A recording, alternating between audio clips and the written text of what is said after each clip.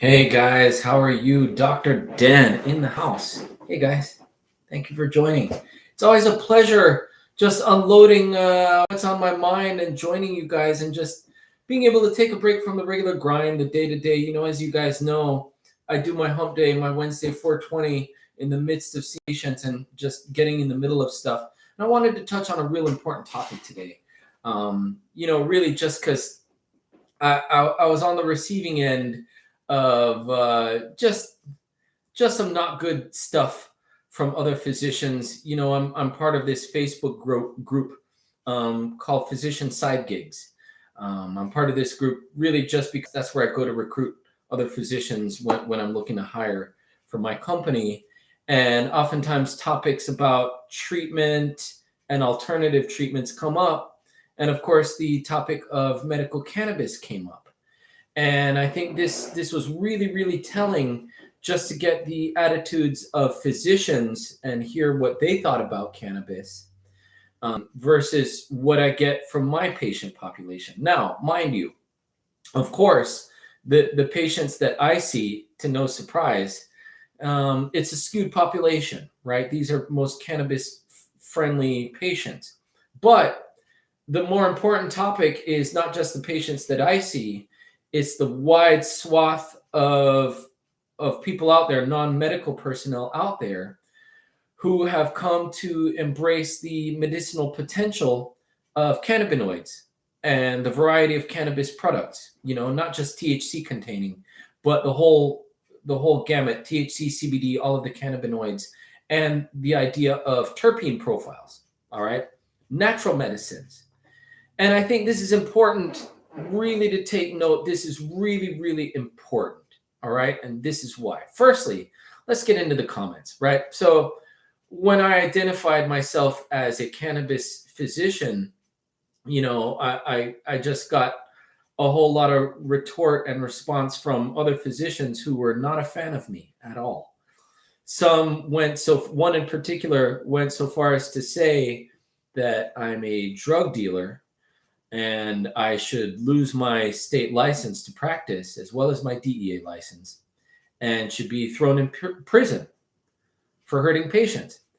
And, this sort of thing, I guess I can sort of easily brush off. It is quite a hurtful thing to say. I'll be honest with you.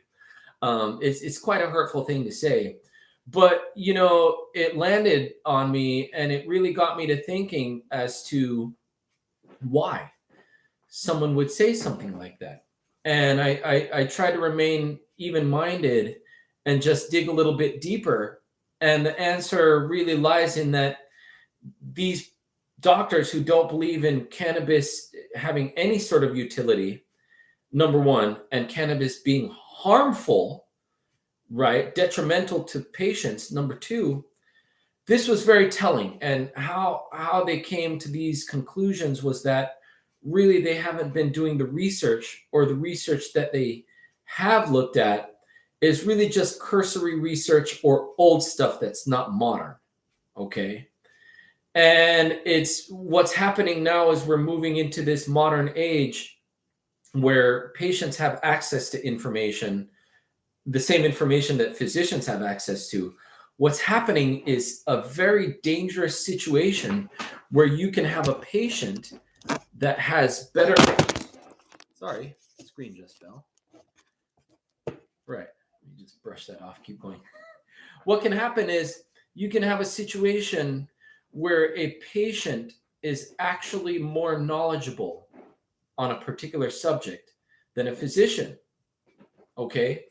That should bring people a lot of pause. Okay. And I'll tell you why it should bring people a lot of pause. The physicians who are taking it upon themselves to stay current with the wellness trends, the kinds of things that people are looking at to keep themselves healthy, those doctors that stay current with those trends are going to be able to win the patient's trust, right? That's important. Winning a patient's trust is really everything. If a patient doesn't trust you, they're not going to come back and see you, all right? They're not going to spread your good name around, okay? And the danger that comes with not staying current is that physicians who are not aware of all of the treatment modalities out there are going to continue to prescribe the older, archaic medicines and the way that they've done things. They're just going to continue to do things instead of educating themselves as to, what the science is telling us. The reason why we've embraced cannabis as a medicine in more recent times is because we've been able to apply good scientific principles to it, whereas before we didn't. Okay, we're getting more meta-analyses where we're getting the information that cannabis is a lot less harmful than what people had tried to make it out to be before. Okay, a lot of the information that we were relying on before was really just, this was just opinion-based, politically driven, agenda-driven, what have you. Okay, it was not based in science. And the problem that you get when physicians follow agenda-driven pseudoscience is they're not going to have access to the best information. It's really just laziness. And I think this is really important going into these modern times where people are being called out, people are being exposed, doctors even, they're being exposed either through other media, social media, or through their Google reviews. A lot of physicians aren't even aware of Google reviews, okay, which is also shocking to me. We live in a Google age. How the hell don't they know that? Anyway, as I digress, what's happening is you're getting a population of physicians in which it's very apparent that one population of physicians is staying current and reading and doing their homework. The homework never ends when you get into medicine, which sounds like it really sucks, but I knew that going into it. The reading never ends, guys. The homework never ends. And that's really how I landed here doing cannabis medicine, because slowly over time, I became convinced as to the potential of medical marijuana, right? In my younger years, I was quite in tune with the recreational aspect of marijuana. Naughty me. Yeah, I did it. Yeah, I smoked some weed. Big deal. So, it wasn't new to me, but as far as my belief in it from a professional standpoint, to recommend it to patients as medicine, that took a little bit more convincing. Okay.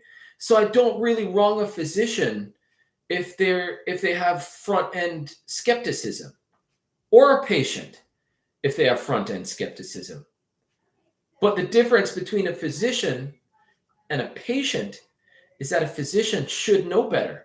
If a physician is skeptical about something or doesn't know something, the onus is on them to go and educate themselves and do the necessary reading and do a literature search and find out really what is going on before they go and promote things that just aren't true, also known as lies or alternative facts in some circles. All right. So the thing that I'm getting at here, folks, is over time, what's going to happen is you're going to have one line of physicians who is consistently educating themselves on new things, not just cannabis, but a host of other things that could lead to better patient outcomes. That's really the only currency in this game, folks, in medicine. Quality of life years. You've heard me use this term before. All right. That's the patient outcome. We want patients to live longer, happier, more fulfilling, productive lives so that they can spend quality time with their families or doing the things that they love. Okay. That's it. That's all. It's the only thing. It's nothing more. I don't want to overcomplicate what's already very simple. Okay. And along those lines, if a physician is always sticking to doing things the way that they've always done, okay, they could be using a treatment that is not the most ideal treatment that could bring undue harm to a patient. All right. They might be doing a treatment that they think is best, not knowing that there could be a better treatment, a more safe alternative that can actually let a patient live longer. When a doctor employs a certain medication, there's going to be side effects. Oftentimes, these physicians won't discuss these side effects. All right, but a lot of medications are metabolized through our kidneys and our liver.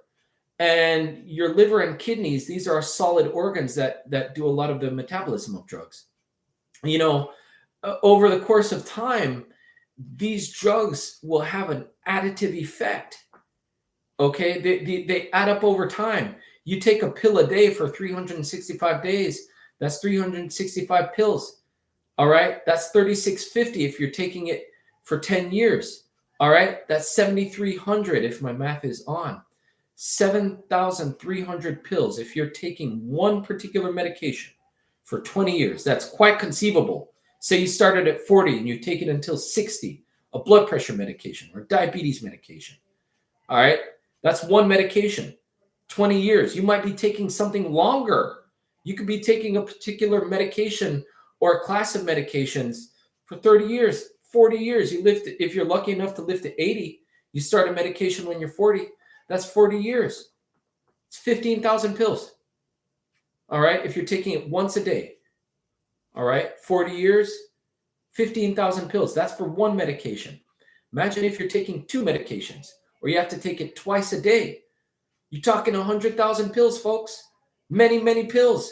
These things have to go through metabolism. These things don't come without cost. There's nothing for free. So that's the thing that I want you folks to hone in on. We have physicians that are aiming to do as little harm as possible by reducing the pharmacologic load to its lowest absolute minimum. That's what I aim for. So patients can empower themselves to take their health in their own hands and not have to depend on a pill. Okay?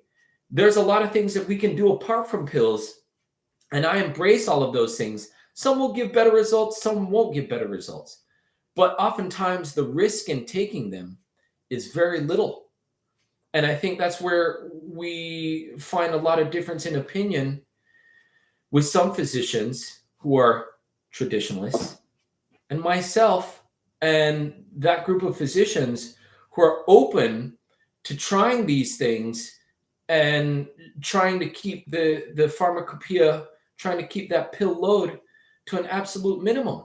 Okay, when people take cannabis is a relatively non-toxic substance.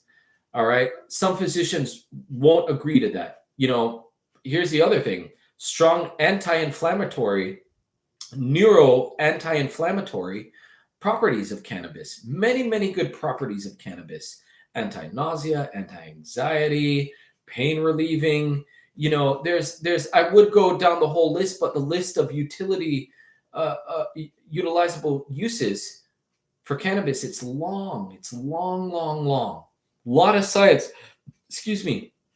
a lot of science behind it. I couldn't pretend to go over every peer-reviewed article that lauds the safe and effective uses for cannabis. There are many, many, many. That's not the point of what I'm trying to do here. The point of what I'm trying to do here is to outline when you're confronted with a physician, a new physician or a physician you might know, and you catch wind to the idea that they're not open at all to the idea of alternative therapies, not just cannabis. Okay, I don't want to speak in a vacuum and act like cannabis is the only alternative therapy. There are many alternative therapies. Cannabis is but one. But it sure is telling, given the information that we do know, the good information that we do already know about cannabis, right? Good, hardcore scientific information that we do know. The physicians out there that will just summarily just reject it. Full stop. No investigation. That's worrisome. Keep your eye out for those physicians, all right? Because over time, they're going to go by the wayside, all right? We're entering a realm where there is a new breed of physicians, a new way of thinking. How people go about practicing medicine is going to be more and more exposed out to the public through social media and through reviews. People that are hiding behind this realm of, oh, I reject cannabis, or I reject this therapy, or I reject that therapy just because I think so, that day is quickly coming to an end. Okay. So that's why I say this cannabis is going to serve as really as a stimulus to gentrify doctors. We're getting physicians going in two bifurcating directions. Okay. Two very diverging directions. So really, that's the thing that I want to open people's eyes to. This is really more about the vetting of physicians and following the trend of what's going to be happening in the years to come. Folks, really what I think would be ideal is if, patients and physicians alike keep an open mind, right? How well your physician has command of the literature and the knowledge that we have that is current, that is telling. All right. When you find good information that you know to be true and you've checked it off, I know it's a hot topic. Patients going and finding their own information. I know some doctors will kind of like screw their eyes to it. I don't do that. All right. I won't do that. Patient, give me some information. I'm going to read it. I'm going to look into it. And I'll either decide to go along with it or refute that information. But ultimately, I can't just turn a blind eye to it. We can't do that. Not in this business. We're not allowed to. We're dealing with people's lives. And at the end of the day, a doctor who is ignorant and not paying attention to the options out there, they could very well deprive you of quality of life years. Die sooner? Not many patients want to do that. That's what you could be putting yourself in line for. If you sign up with the wrong doctor, remember, you're entrusting your life and your health into their hands. That doctor that you see a whole lot, providing you, with prescriptions and advice and all of this stuff, you're putting your life in their hands. So you want to trust what they're saying. If they're going to feed you false information, that's a flat out lie. You can believe that at some point in the future, their lack of knowledge is going to come onto impact to you because your health is contingent on their knowledge. This is important. This is not small. I hope folks are paying attention to this. I'm not trying to do a huge public service announcement, but this sort of thing is important. And it's funny that cannabis is the thing to sort of bring out the best or the worst in people. But I think being able to approach this topic with your physician, it will tell you a lot about them. All right. Whether their mind is open to looking at things will tell you a whole lot about their attitude towards embracing your values as far as living a long and healthy, happy life. All right. Hey guys, listen, didn't mean to get heavy with this one. I just thought it was really important because the subject of health and life and death, it's important to me too.